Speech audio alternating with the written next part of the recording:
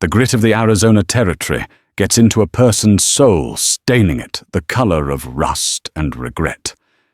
For Beatrice Holland, it was the taste of a lie she was about to live for the rest of her days. She was headed to the formidable Stone Creek Ranch, promised to a man known only through fearsome whispers, a man they called the Apache. He had sent for a delicate porcelain bride, a woman whose picture he kept on his mantle. But that woman, Beatrice's own cousin, had chosen love over duty, leaving Beatrice to take her place. Now, under a relentless sun, every clatter of the stagecoach wheels hammered home the same terrifying question. What would a man who could tame the wilderness do to a woman who had dared to deceive him? The stagecoach smelled of stale sweat, cheap whiskey, and the fine, pervasive dust that was the lifeblood and curse of the Arizona Territory. Beatrice B. Holland felt the dust in her throat, a gritty paste that seemed a fitting penance for the monumental lie she was living. Beside her, her cousin, Clara May Thompson, was a wilted flower, her fine silk traveling dress, looking tragically out of place against the cracked leather seat. They were 2 days out from the town of Redemption, the last stop before the sprawling, untamed lands of the Stone Creek Ranch. Redemption was a name that felt like a cruel joke. There would be no redemption for Bea, only the consequences of a choice made in a gaslit parlor 1,000 miles away. "I cannot do it," Bea Clara whispered, her voice a fragile thread. Her blue eyes, usually so full of life, were clouded with terror. She clutched a worn daguerreotype in her gloved hands, not of her intended the powerful rancher, Jedediah Stone, but of a soft-faced young man with a poet's eyes, a clerk named Samuel Price back in St. Louis. Yukin Bey replied, her own voice, steady, a practiced calm she did not feel. "You must. Think of your father. Think of the debts." The Thompson family fortune had evaporated like a summer puddle, leaving behind a mountain of obligations and the cloying scent of destitution.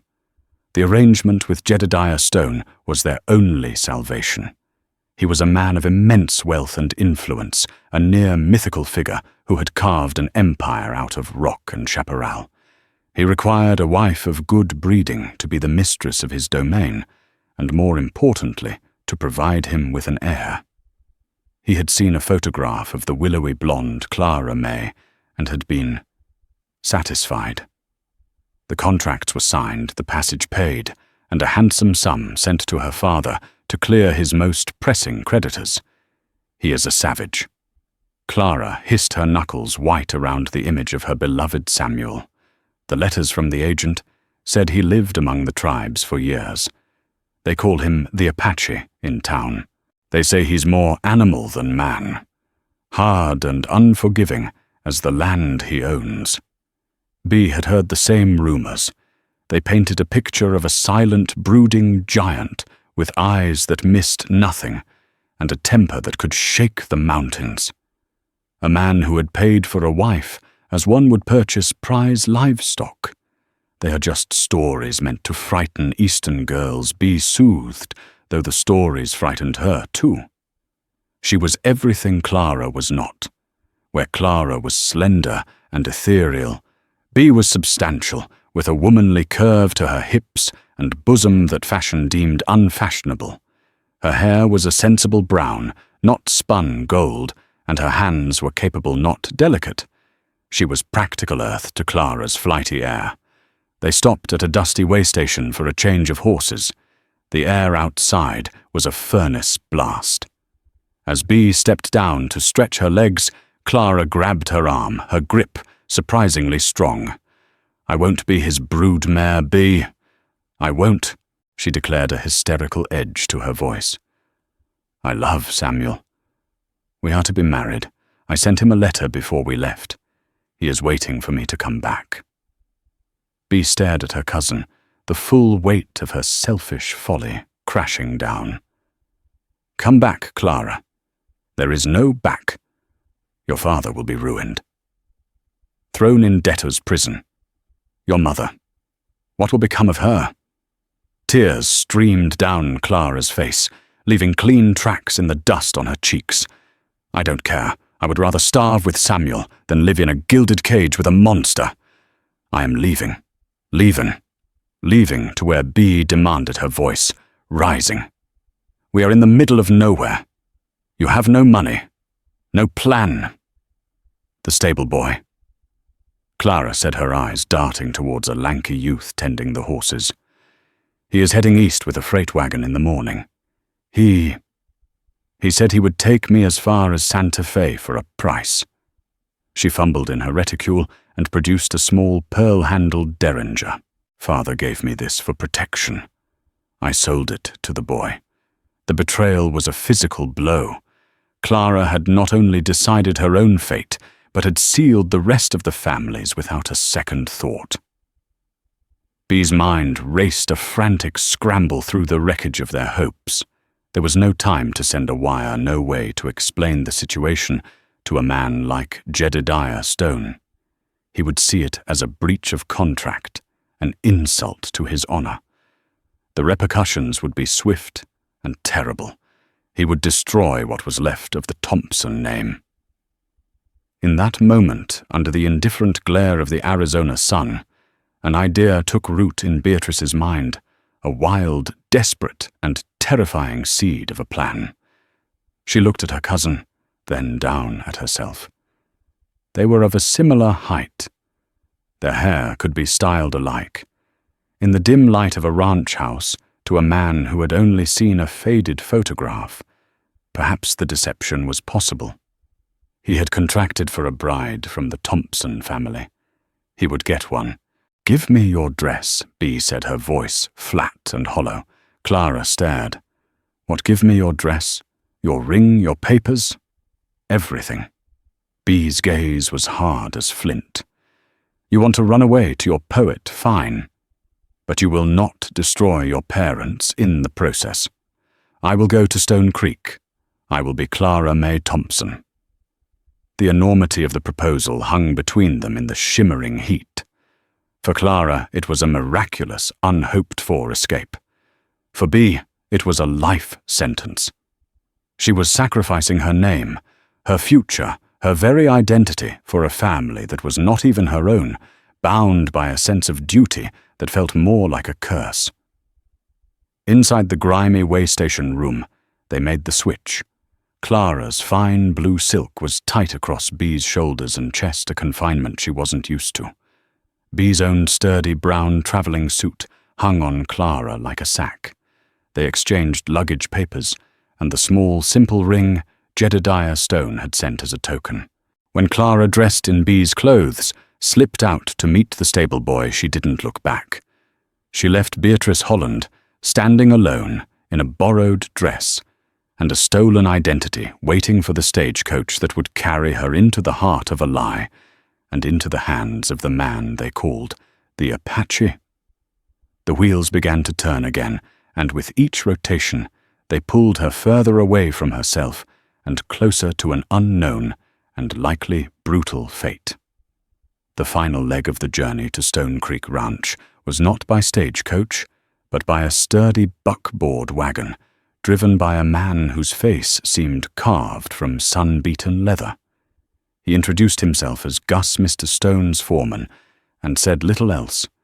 His silence was a heavy, watchful thing, and his eyes, when they chanced to land on B, were shrewd and assessing. He had looked at her then, at the photograph of Clara he pulled from his pocket, then back at her. A flicker of something confusion, suspicion crossed his features before he masked it behind a stoic impassiveness. "You look healthier than your picture, Mom, was," all he said, his tone unreadable. B's heart hammered against her ribs. "Travel agrees with me," she'd managed to reply, her voice sounding thin even to her own ears. The land they traveled through was beautiful and brutal in equal measure. Towering red rock formations clawed at a sapphire sky, and majestic saguaros stood like silent sentinels. but the ground was hard-packed and unforgiving, studded with thorny brush and creeping cholla. It was a land that demanded strength, and Bee felt her own resolve beginning to fray. Stone Creek Ranch was not just a ranch, it was a fortress. It lay in a wide, protected valley with a clear, fast-running creek, a rarity that was the source of its wealth and power, bisecting the property. The main house was a long, low structure made of thick adobe walls and dark timber, built to withstand the heat of summer and the chill of winter. It was imposing, masculine, and utterly devoid of any soft or welcoming touches. Jedediah Stone was waiting for them on the veranda. The rumors had not done him justice. He was taller than she'd imagined, with shoulders that strained the fabric of his simple linen shirt. His hair was black as a raven's wing, and his skin was tanned to a deep bronze by years under the sun. But it was his face that captured her. It was a study in harsh angles and stark planes, a face that looked as if it had been hewn from the same rock as the surrounding mesas. He was not handsome in the classical sense, but he possessed a raw, potent presence that silenced the air around him. And his eyes, they were a pale, piercing grey, the colour of a winter sky, and they missed nothing. He did not smile. He simply watched her as Gus helped her down from the buckboard. His gaze was not lecherous or cruel, but it was intensely analytical, as if he were judging the quality of a horse. It swept over her, taking in the ill-fitting dress, the flush on her cheeks, and the sturdiness of her frame. "You are not what I expected," he said. His voice was a low rumble like distant thunder. It held no accusation, merely a statement of fact. The photograph was taken some years ago. Bee lied, her palms sweating. I have filled out since."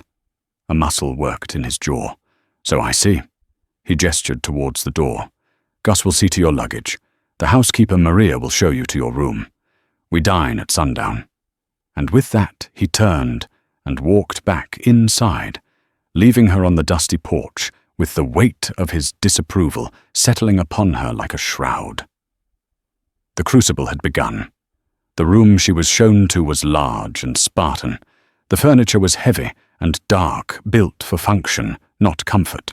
A single window looked out over the vast, empty expanse of the valley.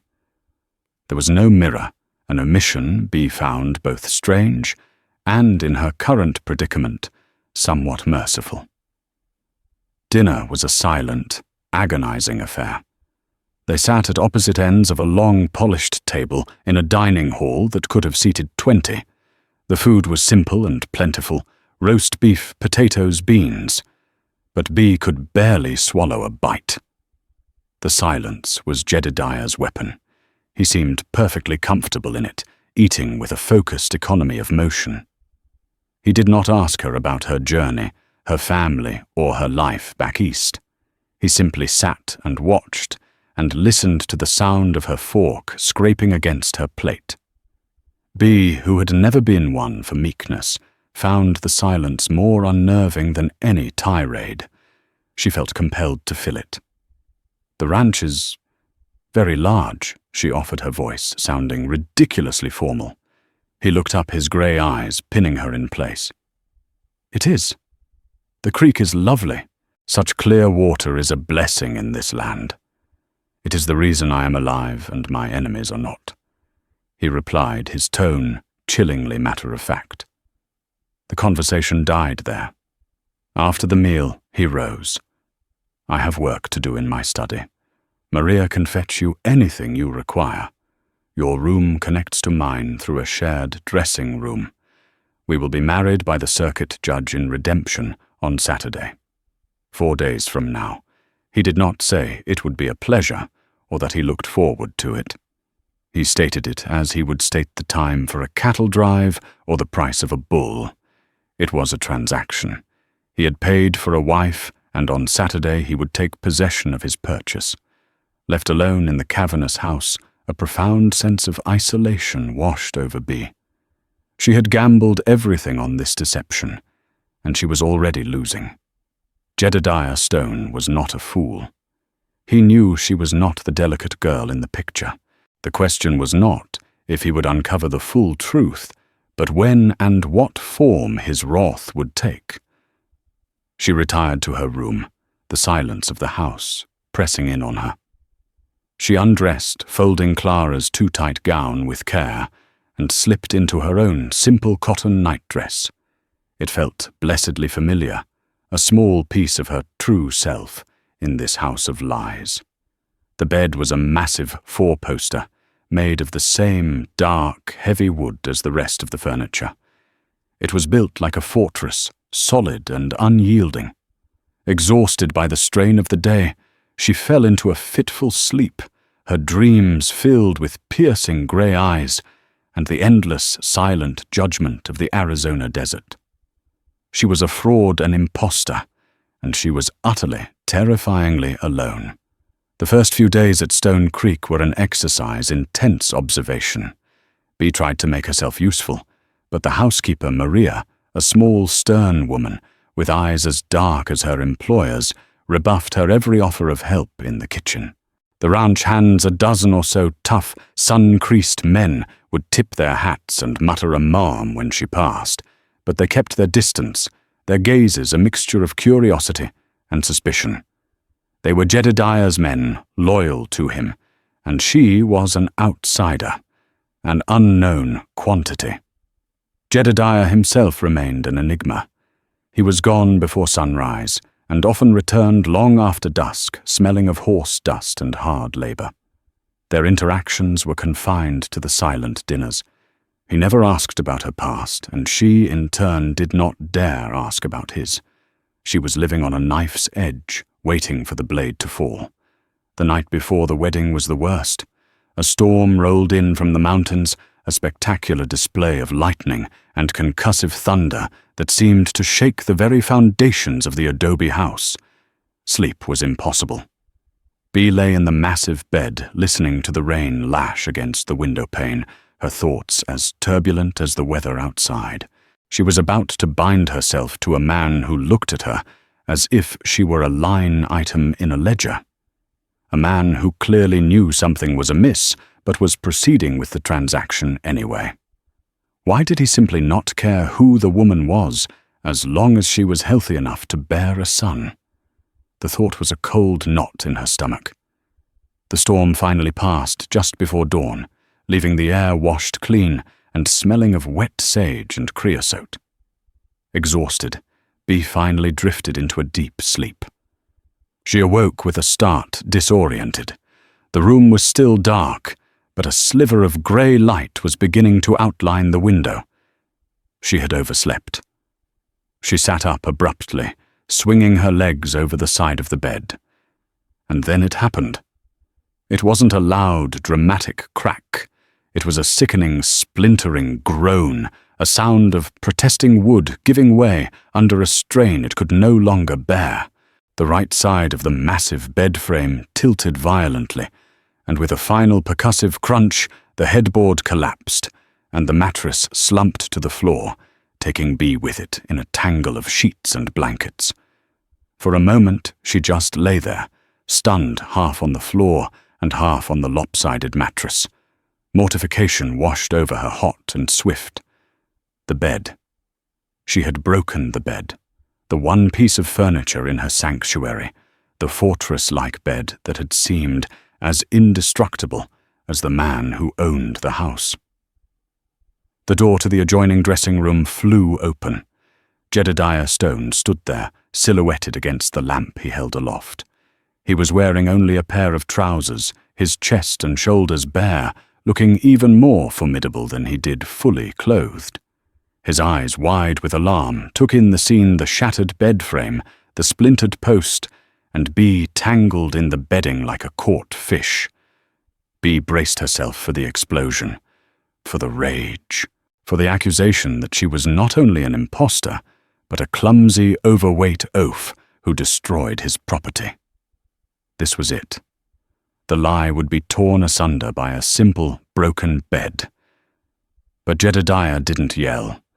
The alarm in his eyes was replaced by something else, something she couldn't read. He slowly walked into the room, raising the lamp higher. He crouched down, not looking at her, but at the broken leg of the bed. He ran a hand over the splintered wood. "Dry rot," he said, his voice a low, gravelly rumble. "Figured as much. This bed was my grandfather's. The timber wasn't cured properly." He finally looked at her, and Bee saw for the very first time the ghost of a smile touching the corners of his mouth. It wasn't a smile of mirth or ridicule. It was a flicker of genuine, unexpected amusement. "Appears you found the weak spot," he stated. Bee, expecting fury, was left speechless. She could only stare at him. The most intimidating man she had ever met was kneeling on the floor, calmly diagnosing the structural failures of his antique bed, while she sat amidst the wreckage. "Are you hurt?" he asked, his grey eyes searching her face. The question was direct, practical. "No," she whispered.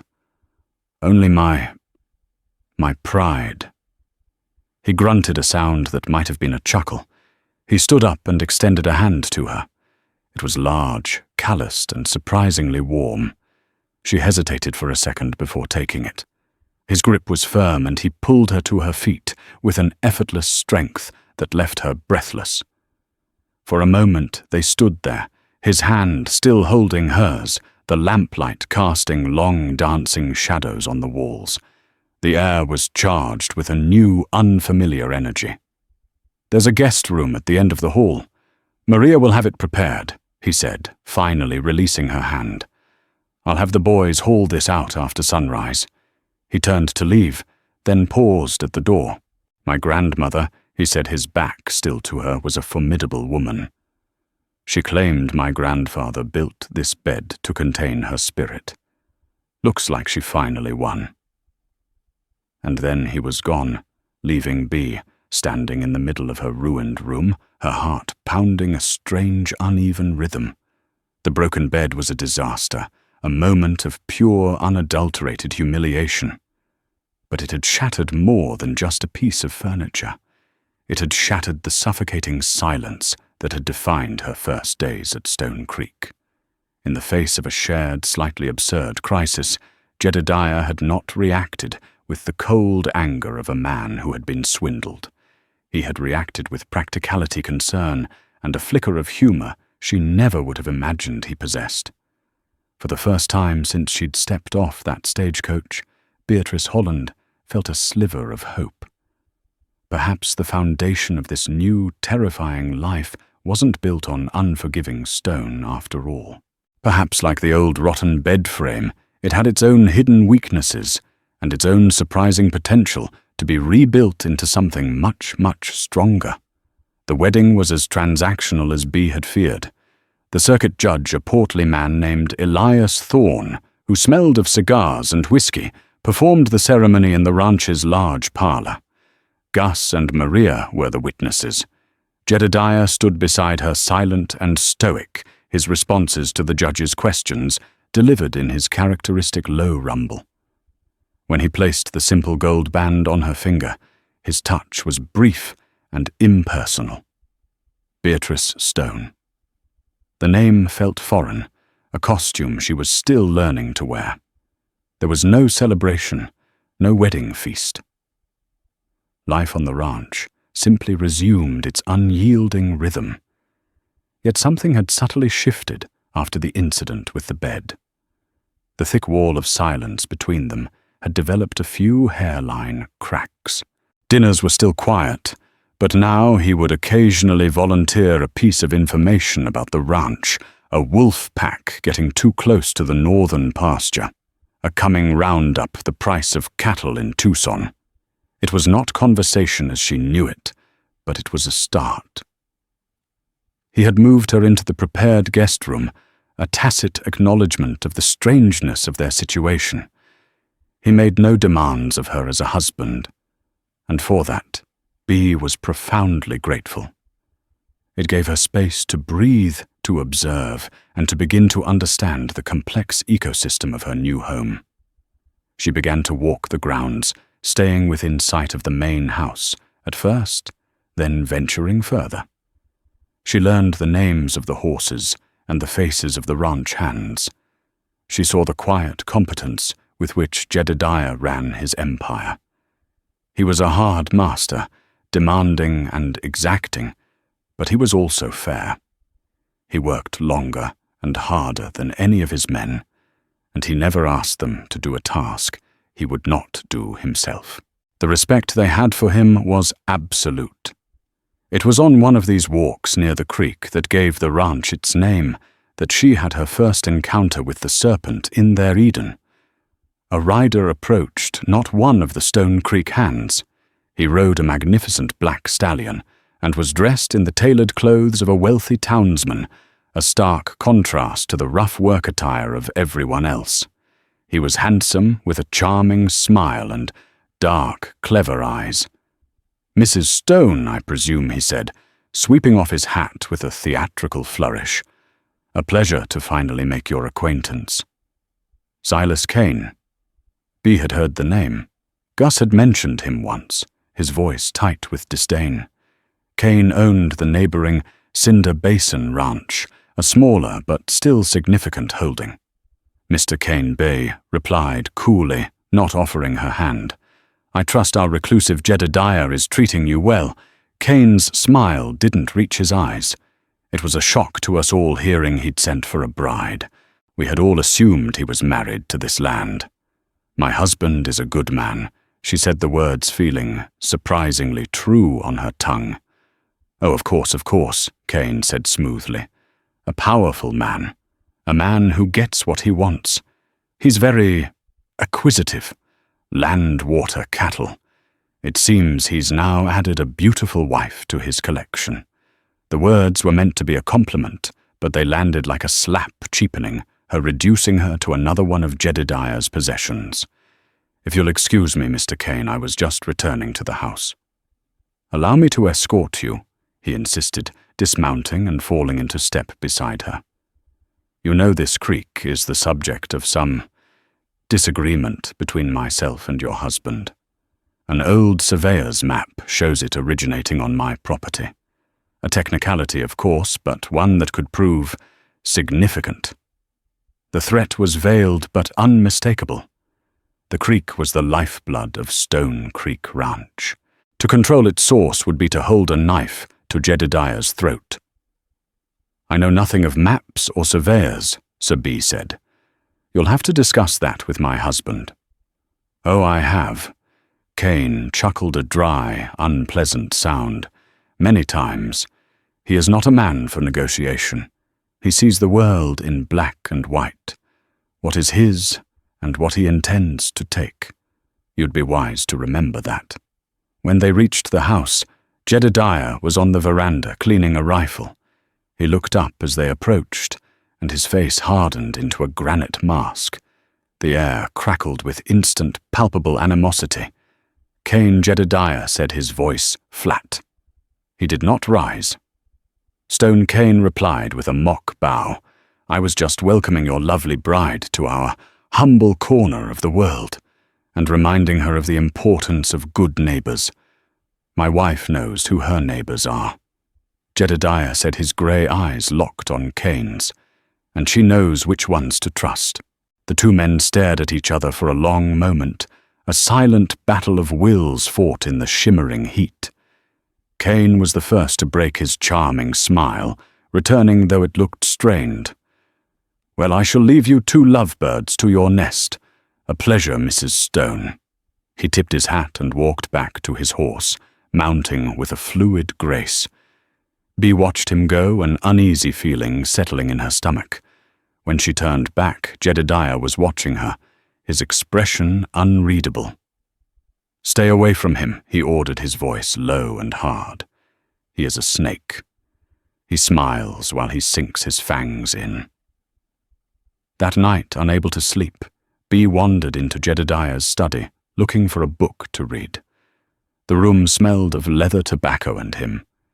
She ran her fingers over the spines of the books, Shakespeare Plutarch volumes on engineering and animal husbandry. This was not the library of an uneducated savage. On his desk, under a heavy paperweight, was a collection of letters. The top one was from a law firm in Tucson.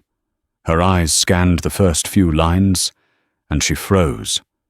The letter was a formal response to Jedediah's inquiries regarding water rights and land claims filed by one Silas Kane. It spoke of fraudulent documents and paid witnesses. Kane was not just making veiled threats, he was actively maneuvering to steal the water to destroy Stone Creek. Later, from the darkened hallway, she overheard Jedediah and Gus speaking in low, urgent tones on the veranda. "He's damming the upper fork," Gus was saying. "Just a trickle for now, but he's testing you, Jed, seeing how far he can push. I know what he's doing." Jedediah's voice was a low growl. "He thinks the wedding a new wife. He thinks it's made me soft, distracted." "Is he wrong?" Gus asked pointedly. There was a long pause. "She's not a distraction," Jedediah said finally, and his voice held a note of something Bee had never heard before, a quiet, fierce defensiveness. "She's different." Bee retreated to her room, her heart pounding. The whispers in the crimson dust were turning into a roar. The dangers of this land were not just the heat and the predators. There was a human serpent coiling in the shadows, and he was preparing to strike at the heart of her new home. And she, the imposter, the woman living a lie, found herself feeling a fierce, unexpected surge of protectiveness for the ranch, and the silent, complicated man who was now her husband. The first sign of trouble was a gaunt-looking steer stumbling near the watering trough, its breath coming in ragged pants. Within a day, 3 more were down. By the end of the week, a dozen of Jedediah's prized breeding cattle were afflicted with a strange wasting sickness. They grew lethargic, refused to eat, and a foul-smelling foam frothed at their mouths. Panic began to ripple through the ranch. This herd was the culmination of years of Jedediah's work, a carefully cultivated bloodline that was the envy of the territory. Losing them would be a catastrophic financial and personal blow.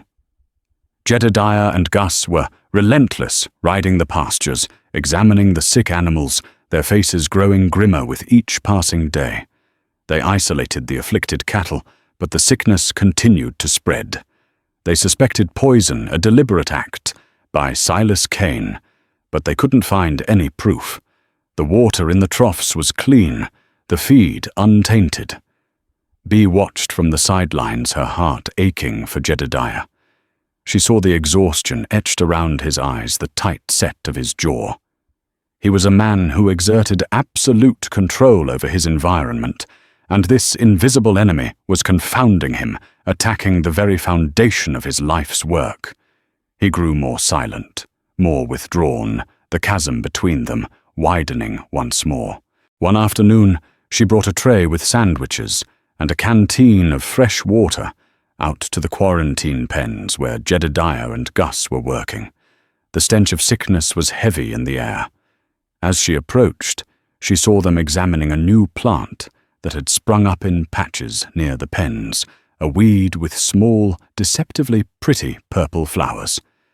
"Never seen this before," Gus was saying, nudging it with his boot. "Grows fast. The sick ones seem to be grazing near it." Jedediah knelt, studying the plant, his face a mask of frustration. Bee paused, a flicker of memory stirring. The plant was familiar. She had seen it before, long ago, during a summer spent with her great-aunt in the rolling hills of Ohio. An herbalist and midwife, her aunt had taught her the properties of countless plants, which ones healed, which ones harmed. "It's called black knapweed." Bee said, her voice quiet but clear. Both men turned to look at her as if she'd just sprouted wings. "The flowers and leaves are harmless," she continued, stepping closer and pointing with the toe of her boot. "But the roots, if the cattle pull them up when they graze, the roots are toxic. Not enough to kill quickly, but it builds in the gut. causes lethargy sores in the mouth, and eventually their insides just stop working. Jedediah stared at her, his grey eyes narrowed in disbelief. How do you know this? My great-aunt was a healer. She taught me about plants. She looked from the weed to the sick cattle, the foaming at the mouth. Are their tongues and gums swollen, covered in sores? Gus nodded slowly. Like they've been chewing on thorns. It's the knapweed, Bea said with certainty. A plan began to form in her mind, built from fragments of her great-aunt's lessons. There's a remedy, but we have to work fast. We need to brew a drench. We need willow bark for the pain, and swelling yarrow to fight the fever, and charcoal to absorb the poison. Gus looked at Jedediah, skepticism warring with desperation on his face. Jedediah's gaze was fixed on Bea. He was seeing her, truly seeing her for the first time. Not as the woman from the photograph, not as a fragile Eastern lady, but as someone with a knowledge and strength he hadn't anticipated. "Show me," he said, his voice a low command. For the next 2 days the ranch became Bea's apothecary. She led Jedediah and a few of the hands down to the creek bed, pointing out the feathery leaves of the yarrow and the drooping branches of the willow trees. Under her direction, they stripped bark and gathered herbs. Back at the house, Maria, her stern facade finally cracking with respect, gave Bea free rein in her kitchen. The huge cast-iron stove was fired up, and great pots of water were set to boil, filling the house with the sharp medicinal scent of the brewing drench. Bea worked tirelessly, her fine dress and ladylike pretenses forgotten. She tied her hair back with a scrap of leather rolled up her sleeves, and ground the cooled charcoal into a fine powder with a stone pestle. Her hands became stained and blistered, but she didn't care. For the first time since arriving, she wasn't playing a part. She was herself Beatrice Holland, a woman of practical skills and hidden depths. The most difficult part was administering the drench. Forcing the foul-tasting liquid down the throats of sick, half-wild cattle was a dangerous, messy business. It required brute strength and unwavering resolve. Jedediah chose the sickest bull, a massive, formidable animal, as their first patient. He and Gus roped the beast, pulling its head back, while Bea, her heart pounding, approached with a long-necked bottle filled with the dark brew. "Easy now," Jedediah murmured, not to the bull, but to her. He stood beside her, his presence a solid, reassuring wall, ready to pull her away if the animal thrashed. She took a deep breath, pried the bull's mouth open, and poured the mixture down its throat. They worked from sunup to sundown, treating every afflicted animal. At night, Bea collapsed into her bed, every muscle aching, too exhausted even to dream. On the 3rd morning, she awoke to a strange silence. She dressed quickly and rushed outside. Jedediah was standing by the quarantine pen, his back to her, perfectly still. Bea's stomach plummeted. It hadn't worked. They were all dead. She came to stand beside him, dreading what she would see. The big bull, the first one they had treated, was on its feet. It was drinking slowly but steadily from the water trough. 2 other cows were standing as well, listlessly chewing their cud. They were still weak, still sick, but they were alive. And they were getting better. A wave of relief so profound it made her dizzy washed over Bea. She hadn't realized she'd been holding her breath until it came out in a shaky sigh. Jedediah turned to look at her. The exhaustion was still there in his face, but something else was there too, a deep, raw, and unguarded respect. "You saved them," he said. "It wasn't a thank you. It was a statement of fact, delivered with a sense of wonder. Your hands, they are not the hands of a society lady." Bea looked down at her own hands, at the calluses, the scratches, the dirt beneath her nails. For the first time, she felt no shame in them. She raised her chin and met his gaze directly. "No," she said, her voice clear and strong. "They are not." He held her gaze for a long moment, and in the quiet space between them, the last vestiges of the lie they were living seemed to crumble into dust. He wasn't looking at Clara May Thompson, the woman he had bargained for. He was looking at Beatrice Stone, his wife, a woman who possessed a different and far more valuable kind of strength. The success of Bee's remedy transformed her status on the ranch.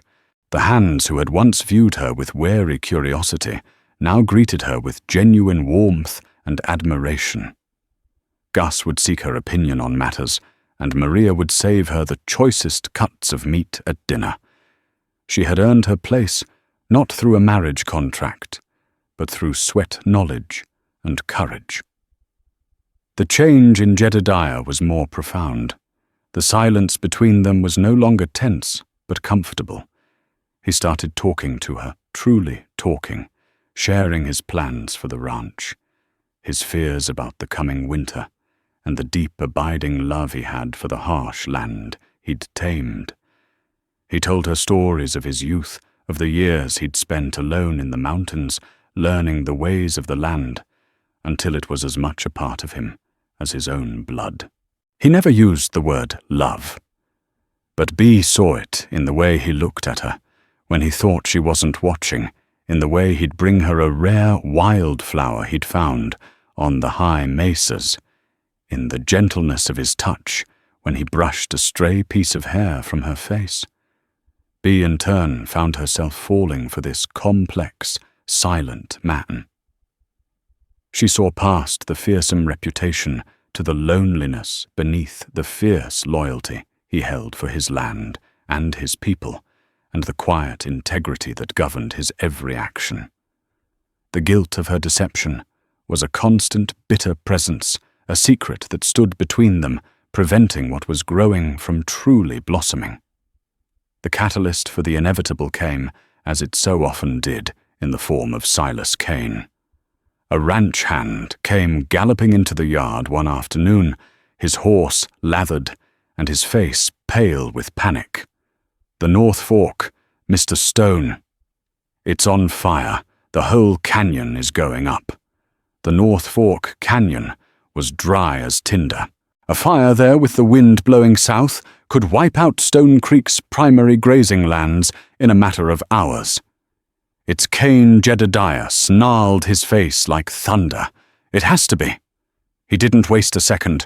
Orders were barked, and within minutes, every able-bodied man on the ranch was saddled up, armed with shovels, axes, and wet blankets, riding hard towards the pillar of smoke staining the northern sky. "Stay in the house. Lock the doors." Jedediah ordered Bee, his hand gripping her arm for a brief, tight second before he swung onto his horse and disappeared in a cloud of dust. Bee's heart was in her throat. This was it. Cain was making his move using the fire as a diversion. But for what? Her eyes scanned the ranch, the now deserted yard. A cold dread washed over her. The ranch was vulnerable, unprotected. Just then, she saw a lone rider approaching not from the direction of the fire, but from the town of Redemption. It was the post rider, and he was waving a letter in the air. As he drew closer, she saw another man riding with him, Silas Kane, a triumphant, predatory smirk on his face. "A special delivery for you," Mrs. Stone Kane called out as he dismounted, striding onto the veranda as if he owned it. The post rider looked nervous, clearly intimidated. Kane took the letter and held it out to her.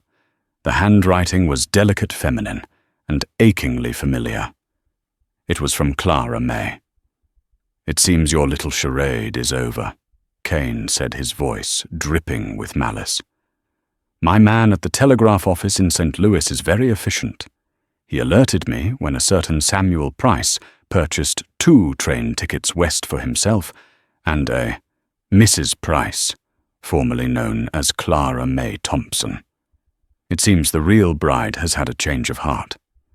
I imagine this letter will confirm the details. Bee felt the blood drain from her face. It was all over. The lie was exposed here and now by her greatest enemy. "What do you want, Kane?" she asked, her voice trembling slightly. "What I've always wanted," he said, his eyes sweeping over the ranch house. "This valley. This water. All of it. Jedediah is a stubborn fool, but even he can't fight a fire on one end of his land and a viper in his own bed. When he learns he's been made a fool of, that his marriage is a sham, his authority will be shattered. His men will see him as a cuckold, a man duped by a plain, desperate spinster. Every word was a poisoned dart. He was right. The humiliation would destroy Jedediah's standing. The deception would invalidate their marriage in the eyes of the law and the community. I'll offer him a generous price for the land." Kane continued savoring his victory. "He'll have no choice but to take it and crawl away with whatever dignity he has left." From the north, the sound of hoofbeats grew louder. Jedediah. He was coming back. Seems the fire was smaller than reported. Kane sneered. "No matter. This will be far more entertaining." Jedediah galloped into the yard, pulling his horse to a skidding halt. His face was smudged with soot, his eyes blazing with fury. He took in the scene. Kane on his porch, the letter in Bee's hand, the look of terror on her face. "Get off my land, Kane," he growled, swinging down from the saddle. "Not before we clear a few things up," Kane said, his voice loud enough for the returning ranch hands to hear. "It seems you've been the victim of a rather clever deception, Stone. You sent for the lovely Clara May Thompson. Did you not? A delicate flower from a good family." He gestured dramatically at Bee. "But this is not her. This is her cousin, a common-born woman named Beatrice Holland. You've been swindled. Your marriage is a fraud built on a lie." A stunned silence fell over the yard. The ranch hands stared, their mouths agape. Gus's face was a thundercloud of confusion and betrayal. Bee looked at Jedediah, her heart breaking. She saw the shock in his eyes, followed by a flicker of pain so profound it stole her breath. This was the moment she had dreaded, the unveiling of the truth in the cruelest way imaginable. She opened her mouth to speak, to explain, but no words came out. Jedediah stood perfectly still for a long moment, his gaze locked on Bee's face. The entire world seemed to hold its breath. He saw the truth in her tear-filled eyes, the guilt and the fear and the shame. He saw the lie she had been carrying. Then he did something no one expected. He slowly, deliberately walked past Silas Kane and came to stand directly in front of Bee. He gently took the unopened letter from her trembling fingers and, without looking at it, tore it in half, then in quarters, letting the pieces flutter to the ground. He turned to face Kane, his massive frame shielding Bee from view. His voice when he spoke was not a shout, but a low, deadly calm that was far more terrifying. "Her name," he said, each word, "a chip of ice, is Beatrice Stone. She is my wife. She saved my herd. She has more courage and character in her little finger than you have in your entire worthless body. This is her home, and the only fraud I see here is the man who sets fires and forges land claims because he is too weak and cowardly to build something of his own." He took a step forward. "You have made 2 mistakes today, Kane. The first was setting fire to my land. The second," his grey eyes glinted like steel, "was insulting my wife." Before Kane could react, Jedediah's fist shot out a single brutal punch that sent the other man sprawling into the dust. The fight was short and savage. Jedediah moved with a lethal grace, his rage channeled into a cold, efficient violence. He didn't just beat Silas Kane, he dismantled him, leaving him a battered, bleeding mess in the dirt. "Get him off my land," Jedediah ordered his men, who were staring in stunned silence. "And if he ever sets foot on Stone Creek again, you have my permission to shoot him." As 2 hands hauled the groaning Cain away, Jedediah turned back to Bee. The fury was gone from his eyes, replaced by a deep, weary sorrow. The entire ranch was watching them. Without another word, he took her by the arm and led her inside the silent waiting house. The truth was out, and the real reckoning was about to begin. Inside the parlor, the silence was a living thing, heavy and suffocating. Jedediah released Bee's arm and walked to the stone fireplace, resting his forehead against the cool rock, his broad back to her. Bee stood in the middle of the room, twisting the unfamiliar gold wedding band on her finger, her entire body trembling. "It's true," she whispered the words, tasting like ash. "Everything he said. My name is Beatrice Holland. Clara." She ran away. She was in love with someone else. Her family would have been ruined. I didn't know what else to do. I took her place. The confession tumbled out a torrent of shame and desperation. She told him everything, the switch at the way station, her terror during the journey, the constant fear of discovery. She ended with her voice barely audible. "I am so sorry, Jedediah. I know you must hate me." He was silent for so long that she thought he hadn't heard her or simply wouldn't deign to reply. When he finally turned around, his face was etched with a profound weariness, but not the cold fury she had expected. "Hate you," he said, his voice rough with emotion. "Beatrice, did you truly think I didn't know?" Bee stared at him, uncomprehending. "What?" That first day, he continued walking slowly toward her. "When you stepped off the buckboard, I knew you weren't the woman in the photograph. The picture was of a girl who looked like she'd be frightened by her own shadow.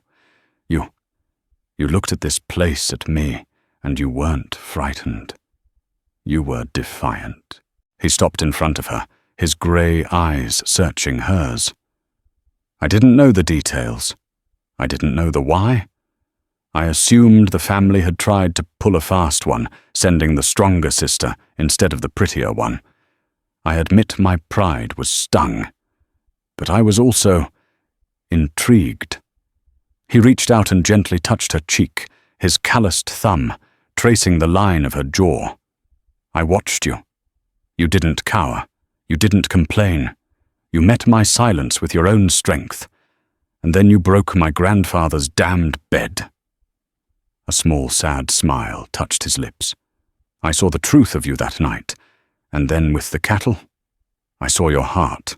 I saw the woman you truly are, a healer, a fighter, a partner." Tears streamed freely down Bee's face. "But the contract, the deception. The contract was for a wife," he said softly. "A woman to share this life with. I thought I was getting a fragile doll I would have to protect. Instead, I got a woman who protects me. I stopped caring what your name was weeks ago.